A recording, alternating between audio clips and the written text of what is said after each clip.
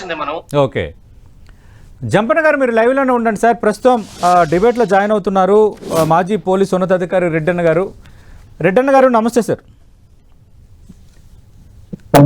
నమస్కారం అండి. రెడ్డన్న గారు, మనం చూసామంటే గత 3 సంవత్సరాలుగా కొంత మావోయిస్టులకు ఎదురుదెబ్బలు తగులుతూనే ఉన్నాయి. ఇప్పుడు జంపన్న గారు లాంటి ఉద్యమకారులు చాలామంది లొంగిపోవాలి, లేదంటే మనం ఇక్కడ పులి స్టాప్ పెట్టాలి, పరిస్థితులు బాగోలేదని చెప్పినా కూడా లేదు. ఏ విధంగా ఎవరైతే లొంగిపోయారో వాళ్ళందరినీ ద్రోహులుగా, ఉద్యమ ద్రోహులుగా అదే మావోయిస్టులు 2 వర్గాలుగా విడిపోయి రచ్చ జరిగిన సందర్భం. కానీ ఫైనల్గా ఇప్పుడు దేవిజీ లాంటి కీలక నేతలు కూడా ఈరోజు లొంగిపోయారు. ఇంకా లొంగిపోవాల్సిన సంఖ్య వేల మీద లెక్క పెట్టచ్చు. మీరేమనుకుంటున్నారు? ఆపరేషన్ కగార్ ముగింపుకు వచ్చినట్టయినా ఇక ఇది ఒక మహా ప్రస్థానమైన అనుకోవచ్చా మావోయిస్టుల వ్యవహారం ఇక్కడ? ఇప్పుడు సమయముతో పాటు ప్రజలతో పాటు ప్రభుత్వాలు అనుగుణంగా నడుస్తూ ఉంటాయి.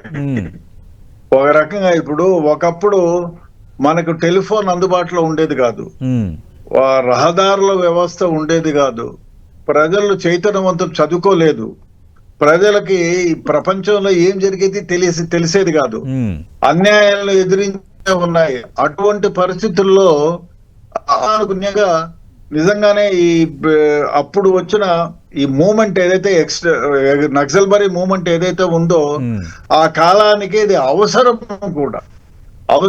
ఎందుకంటే చాలా మంది భూస్వాములు కానివ్వండి, మిగతా వాళ్ళు కానివ్వండి, వాళ్ళు చాలా విధాలుగా ప్రజల్ని ఇబ్బంది పెట్టిన సందర్భాలు. అప్పుడు ఉద్యమం యొక్క అవసరం చాలా ఉండేది. పోను ఏమైందంటే మీకు రహదారులు పెరిగాయి, అదేవిధంగా కమ్యూనికేషన్ పెరిగింది. ప్రపంచంలో ఇప్పుడు చూడండి, మీరు 10 ఏళ్ల క్రితం ఎక్కడైనా, 20 ఏళ్ల క్రితం ఎక్కడైనా ఏమైనా జరిగితే అది ఎవరికి తెలిసేది కాదు. ఏ 1 ఇయర్ పాటు 2 ఏళ్ళలో పట్టేది, అంతవరకు కూడా తెలిసే పరిస్థితులు లేవు. ఇప్పుడు అట్లా కాదు. ఇక్కడ ఏ మూల ప్రాంతంలోనైనా ఎవరికైనా చిన్న అన్యాయం జరిగినందంటే electronic media, print media, social media కూడా వస్తుంది. అదే కాకుండా ప్రతి ఒక్కళ్ళ చేతిలో కూడా ఒక సెల్ ఫోన్ బాంబు ఉంది.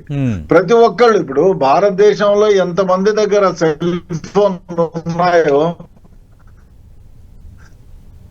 అందరూ కూడా అన్యాయం ఎక్కడ జరిగినా ప్రజలకు తెలియపరిచేటువంటి సందర్భాలు కోకొల్లలు ఉన్నాయి. సో అప్పట్లో నక్సలైట్ మూవ్మెంట్ ఎందుకంటే అవసరం ఉండేది, అన్యాయాలను ఎదిరించడానికి ఒక అపూర్వ శక్తి లాగా పనిచేసింది. అది పోను డిటీరియేట్ అయింది. దానికి కారణం ఏమంటే ప్రభుత్వాల నుంచి అందాల్సిన ఫలాలు పూర్తిగా అందకపోయినా మొదటితో పోల్చుకుంటే చాలా వరకు నయం. అదే విధంగా పెత్తందారి, అదే భూస్వామి వ్యవస్థ చాలా వరకు తగ్గిపోయింది.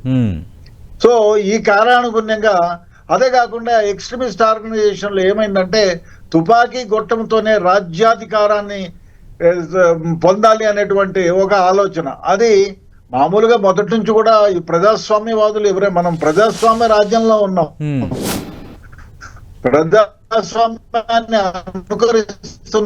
అనుసరిస్తున్నాం.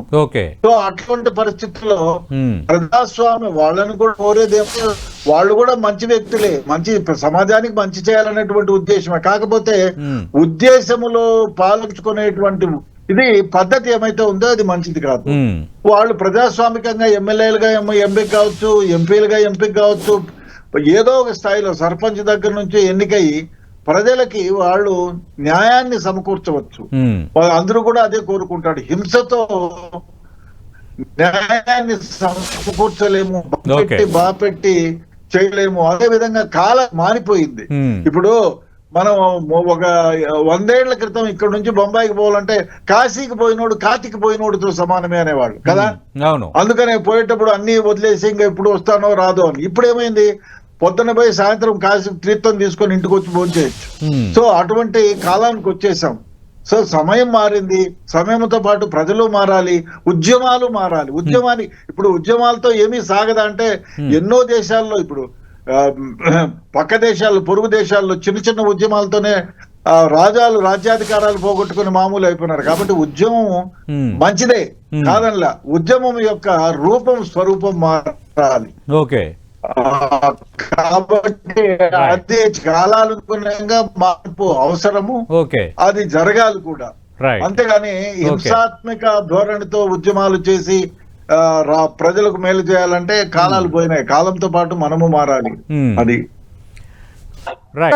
అంటే ఈ పరిణామాలు ఎలా అర్థం చేసుకోవాలి సార్? అంటే ఆపరేషన్ కగార్ మార్చి నెలాఖరుకు టార్గెట్ పెట్టుకుంది కేంద్రం. దాదాపు ఇక ఓకే, మావోయిస్టులకు సంబంధించి మావోయిజం ఎప్పుడు అంతం కాదు, కానీ ఎక్కడ కూడా మావోయిజంలో మార్కిజంలో కానీ ఆయుధాలు పట్టాలని ఎక్కడ చెప్పలేదు. అది ఒక కారణమే. బట్ అదే ఇక్కడ వరకు వచ్చింది. బ్రేక్ అయింది. కాదు సార్, ముగింపుకు వచ్చినట్టేనా మొత్తం? మీ అంచనా ఏంటి సార్ రెడ్డన్న గారు? ఒకటి ఏమిటంటే, ఇప్పుడు ఉద్యమం తిరుపతి కానివ్వండి, ఆ తర్వాత మల్లాజీ రాజిరెడ్డి కానివ్వండి, నరసింహారెడ్డి కానివ్వండి, ఇంకోళ్ళు ఇవాళ సరెండర్ అయిన వ్యక్తి కానివ్వండి, వీళ్ళందరూ కూడా సరెండర్, అదే ప్రముఖులందరూ సరెండర్ అయిపోయినారు. ఇంకా మహా ఉద్యమంలో మిగిలిన 100, 25 మందో లేకపోతే 200 మందో 300 మంది ఉంటే వాళ్ళు కూడా సరెండర్ అయిపోతారు. డెఫినెట్ గా ఉద్యమము ఇప్పటికీ ముగిసినట్టే. ఈ ఉద్యమం అంటే సాయుధ పోరాట దళ ఉద్యమం ముగిసినట్టే. ఇక వేరే ఉద్యమాలు రావచ్చు, చెప్పలేము. ఇప్పుడు ఎక్కడైతే అన్యాయం జరుగుతుందో, ఎక్కడైతే దోపిడీ జరుగుతుందో, ప్రజాస్వామ్యాన్ని విలువ ఇవ్వకుండా పోతారో అక్కడ డెఫినెట్ గా క్వశ్చనింగ్ అథారిటీ ఉంటుంది, ఇవాళ కాకపోయినా రేపు. అంతేగాని సాయుధ పోరాటము, సాయుధం అంటే హింసాత్మకంగా తుపాకీ పట్టంతోనే రాజ్యాధికారాన్ని సాధించాలనేటువంటి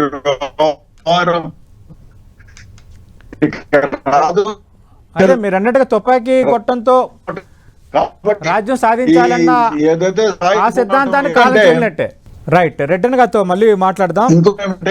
ఇంకో విషయం ఏమంటే, ఇప్పుడు 1970లో గాని 80లో గాని ఉద్యమం అంటే వెనకాల పోయి మహామేధావులు, చదువుకున్న వాళ్ళు, డాక్టర్లు అందరూ కూడా జాయిన్ అయినారు. అవును.